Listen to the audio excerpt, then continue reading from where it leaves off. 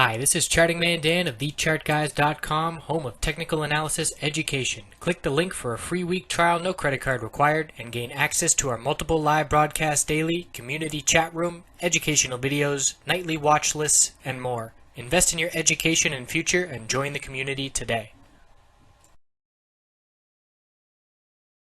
Hey everyone, looking at Apple on the daily and weekly time frame. Earnings just came out. I'm looking at pre-market or after hours action here. We're at 101.60 and it's 4:45 p.m. Eastern. So we're going to see a higher open. Congrats to any bulls. Just want to express a word of caution because we are battling the highs that we've seen, 101 and 101.89 over the last 2 months. So that 101 level, that was the high of the day just 4 days ago. And we're currently struggling there a little bit. We are above that level, but where we open tomorrow is going to be very key. And if the bulls cannot close tomorrow above $100, you better believe that's a bearish technical indication. So I personally am still waiting for the bulls to prove themselves to me, and they're going to have to do that tomorrow during regular trading. And again, successful earnings for those bulls looking good, but need to follow through with strength throughout the trading day tomorrow. And with the FOMC, if it's a bullish reaction to markets and SPY rips to new highs, Apple will certainly be positioned well to benefit from that action.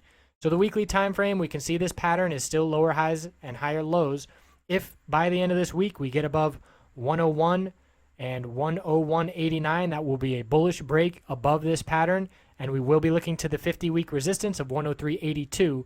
So watching the weekly chart, how it shapes up, 3 days left to go.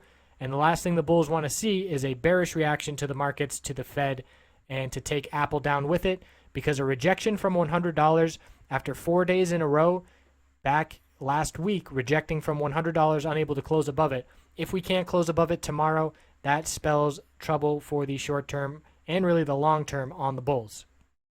So we'll see how things shape up heading into the open tomorrow, and then towards the close of tomorrow, we'll know, especially after the FOMC, whether or not the bulls are going to maintain the strength we're seeing here after hours on the initial reaction to earnings.